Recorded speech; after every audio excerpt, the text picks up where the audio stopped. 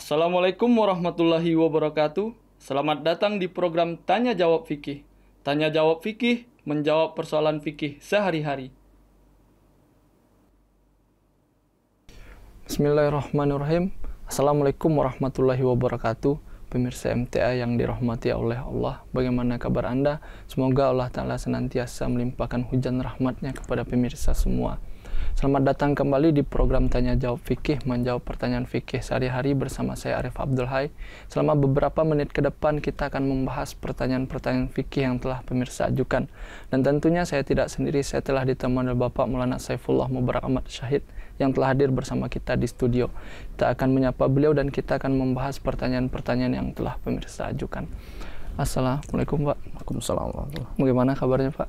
Alhamdulillah. Masih sama. Dalam episode kali ini ada beberapa pertanyaan yang harus kita bahas nampaknya Pak, dan untuk mempersingkat waktu kita mulai di pertanyaan pertama Pak.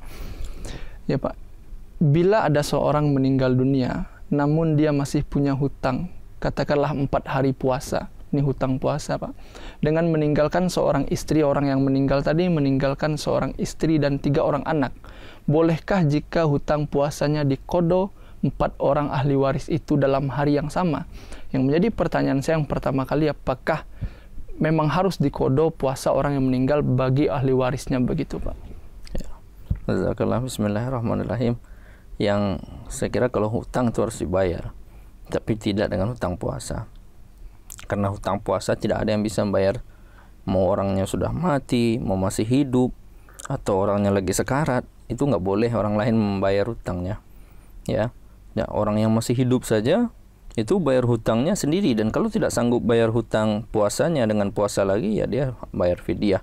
Itu jadi tidak ada di dalam Islam, bahkan dalam petunjuk usul, ya petunjuk dasar dalam Al-Quran Al-Karim, bahwa seseorang yang meninggal, yang sudah wafat, hutang puasanya dibayar oleh ahli waris. Jadi tidak ada seperti itu. Jadi, dan pertanyaan selanjutnya, apakah ahli waris wajib membayar fidyah 4 hari puasa yang tertinggal itu Pak? Ya, 4 hari puasa itu kalau misalnya dia wafat, ya orang itu misalnya dia wafat dalam keadaan sedang meninggalkan puasa, ya misalnya ini baru 5 hari ini puasa nih, ya artinya hari kelima dia wafat atau hari keempat dia wafat. 4 hari puasa kan dia tidak lakukan. Kalau di hari kelima dia wafat, artinya dia kenapa nggak melakukan puasa? Ya karena sudah wafat di hari kelima, ngapain dia lakukan puasa? Jadi dihitungkan 1, 2, 3, 4. Nah itu kan fidyahnya dibayar. Nah, itu silahkan ahli waris untuk membayar, karena itu hutang kan. Nah itu yang karena masih hidup dia waktu itu, jadi itu dibayar fidyahnya. Tetapi sisa 25 hari, karena dia sudah wafat, nggak bisa lagi 25 hari lagi, itu mah nggak dibayar karena dia udah wafat, ya kan. Dia nggak bisa puasa karena dia sakit tadi itu. Nggak ada orang yang dibayar fidyah atau dibayar hutang puasanya karena dia sudah wafat, nggak ada. Ya, apa dalam ayatnya itu, ya, dalam keadaan sakit dan dalam keadaan safar atau ala safarin, ya, marid atau dalam keadaan safar yang harus dibayar fidyah. Tapi kalau dalam keadaan wafat nggak ada bayar fidyah. Itu paham ya? Ya, bahwa kalau 4 hari dia tidak puasa, kemudian di hari kelima dia wafat, maka yang dibayar fidyahnya adalah 4 harinya karena dia sakit. Gitu. Jadi kodo tidak ada di sini, artinya ahli waris tidak harus berpuasa mengganti puasa itu, dan yang harus dibayar adalah fidyah dari puasa yang tertinggal selama dia sakit. Sebelum meninggal itu ya Pak? Iya Pak. Jelas. Kita pertanyaan kedua Pak. Bila ada seseorang yang pernah bernazar, bolehkah dia membatalkan nazar tersebut? Lalu apakah ada tebusan atau kafarat yang harus ditunaikan atas pembatalan itu Pak? Ya. Berkaitan dengan nazar, ya memang Islam tidak menganjurkan untuk bernazar-nazar sebetulnya. Tetapi kalau ada orang yang bernazar, misalnya kalau saya mendapatkan ini maka saya puasa, masa sebegini dan sebagainya. Ternyata ketika dia mendapatkan itu dia sakit dan sebagainya. Bagaimana? Ya, ada keadaan-keadaan yang dia tidak bisa membayar nazarnya. Nah, itu makanya Islam lebih baik nanti bersyukur saja ketika mendapatkan sesuatu, bersyukur ketika waktunya. Tidak perlu menjanji-janji seperti itu kepada Allah Ta'ala. Kalau begini, sebegini, kalau begini, sebegini. Ini dalam beberapa hadis Rasulullah SAW menunjukkan ketidaksukaannya untuk orang yang suka bernazar-nazar seperti itu. Nah, kalaulah orang yang ada yang bernazar, ya. Tidak haram ya, tetapi Rasulullah SAW tidak suka sepertinya dengan orang-orang yang suka bernazar-nazar, ya. Nah, kalau ada orang yang bernazar, ya, kemudian dia tidak bisa melaksanakannya, atau ada hal-hal lain yang dia tidak yang membuat dia tidak bisa melaksanakannya, lalu apakah ada dendanya? Ada kafaratnya, ya, ada kafarahnya, ada denda syar'i, ya, untuk menutup janjinya itu. Nah, nazar itu kan janji, ya. Dalam hadis, ya, riwayat Abu Daud, Rasulullah SAW di situ bersabda, "Wa man nazara nazran la yutiquhu fa kaffaratuhu kaffaratu yamin." Ya, barang siapa yang bernazar sementara dia tidak bisa memenuhinya, maka kafarahnya adalah kafarah bersumpah, ya, kafarah seperti orang yang membatalkan sumpah, ya. Ini ada dalam hadis. Apa itu kafarah membatalkan sumpah? Ada 3 pilihan: membebaskan 1 budak, kalau zaman sekarang kan sudah nggak ada lagi budak, ya. Kemudian yang kedua pilihannya memberi makan 10 orang miskin, dan yang ketiga pilihannya adalah berpuasa 3 hari, baik itu berturut-turut maupun tidak berturut-turut. Jadi itu kafarah untuk orang yang bersumpah, dan ini juga kafarah untuk orang yang nazar yang tidak bisa menyempurnakan nazarnya. Tapi saya tekankan lagi bahwa dalam beberapa hadis yang kita baca, bahwa Rasulullah SAW sepertinya tidak suka melihat orang bernazar, karena beliau sudah sampaikan beberapa hadis itu orang-orang yang bernazar adalah orang-orang yang pelit, kata beliau, ya. Jadi tidak perlu untuk bernazar. Tapi kalau mau bernazar, ya, dan tidak bisa memenuhinya, ya, maka tadi itu kafarahnya ada.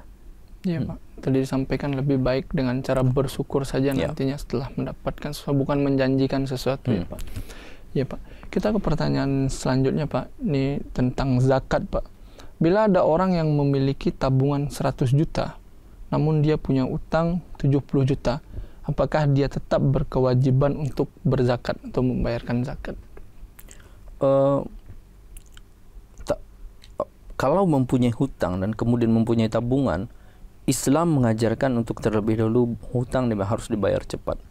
Jangan punya hutang juga, punya tabungan juga 100 juta, ini tidak boleh dalam Islam. Jadi kalau memang mempunyai uang 100 juta dan mempunyai hutang 70 juta, maka yang harus dilakukan terlebih dulu adalah membayar hutang, karena hutang itu harus segera dibayar kalau sudah mampu. Nah, kalau hutangnya sudah dibayar, ya, dari 100 juta itu, karena kan 100 juta itu melebihi nisab zakat lah. Kalau kita zakat emas dari sekian gram itu 86, 87 gram, ya, sekitar 80 jutaan. Berarti kalau 100 juta kan termasuk. Nah, kalau sudah dikurangi 70 juta, berarti hanya 30 juta aja kan sisanya, ya, maka tidak wajib zakat, gitu, ya. Jadi jangan sampai kemudian dia punya hutang, uangnya ditahan 100 juta, sementara dia punya hutang 70 juta. Nah, itu harus segera dibayar hutang, karena kalau mati dalam keadaan berhutang kan bahaya. Iya, kalau ahli warisnya membayarkan hutangnya. Kalau tidak, ya, Rasulullah SAW bahkan dalam riwayat dia katakan nggak mau menyolatkan orang yang punya hutang tuh meninggal dalam keadaan berhutang, ya, terutama hutang yang nggak mau dibayar, gitu. Nah, kalau punya uang 100 juta kemudian nggak dibayar, artinya ada niat yang, ya, dalam tanda kutip untuk tidak mau bayar hutang atau mengundur-undur dan sebagainya. Jadi nampaknya di sini kedudukan hutang, keutamaan hutang itu memang lebih tinggi daripada zakat, ya, Pak. Karena zakat itu untuk orang yang mampu. Kalau kamu punya hutang 70 juta, ya, artinya kamu nggak wajib, gitu. Islam mengatakan seperti itu. Ya, kalau kamu punya hutang 70 juta, kamu nggak mampu berarti, ya kan? Berarti kemampuan kamu hanya 30 juta dari 100 juta itu. Ya, Pak. Selanjutnya ini cukup menarik perhatian pertanyaannya, dan memang terjadi ya, kita lihat di muslim-muslim lain di luar jemaat, bahkan di beberapa stasiun TV swasta juga kita lihat ada penggalangan dana, Pak. Jadi pertanyaannya di internet, mungkin di televisi juga ramai tentang open donasi atau penggalangan dana, baik untuk seorang yang sakit atau terkena musibah, mungkin juga bencana. Bagaimana hukumnya? Apakah ini diperbolehkan? Karena ada yang mengatakan juga bahwa ini sama dengan mengemis atau meminta-minta. Ya, pertama, mengemis dan meminta-minta itu yang kita harus luruskan terlebih dahulu, ya.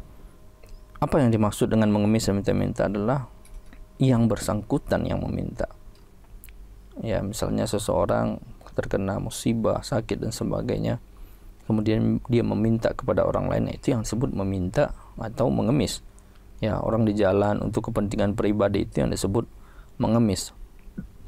Tetapi kalau memungut biaya atau meminta biaya dalam hal untuk kepentingan orang lain atau kepentingan kaum, sama sekali pure, ya tidak ada untuk kepentingan pribadi, maka itu bukan mengemis, itu namanya charity, kan, mencari sumbangan. Dan ini di mana-mana biasa. Ya sekarang 17 Agustus misalnya, mau 17-an, ya orang minta juga dana, entah itu ke pemerintah, entah itu instansi atau kemanapun, ke donatur dan sebagainya. Menggalang dana juga itu tidak disebut sebagai mengemis atau meminta-minta. Nah, di jemaat kita punya immunity first juga, punya suatu instansi yang tujuannya untuk menolong orang lain, dan di situ juga menggalang dana dari anggota atau dari yang lain untuk membantu orang-orang yang sedang membutuhkan. Nah, itu tidak termasuk ke dalam yang meminta-minta.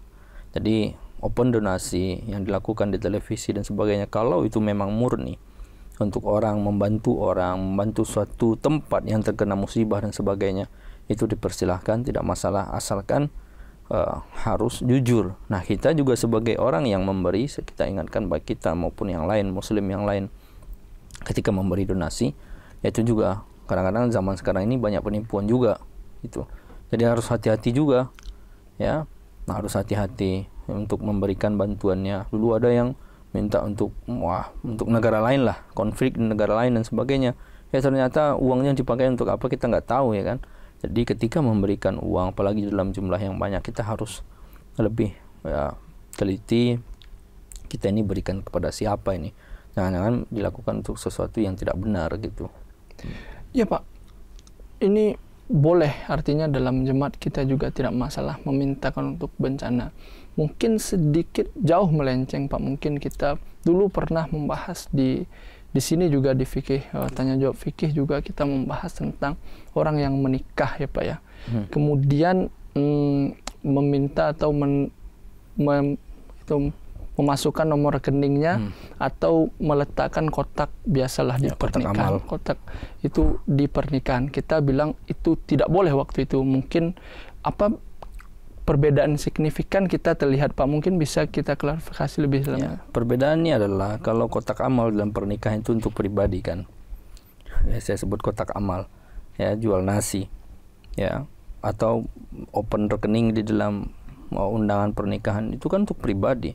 Tetapi kalau ini yang adalah untuk orang lain, yaitu dua hal yang sangat jauh berbeda, untuk pribadi dan untuk orang lain.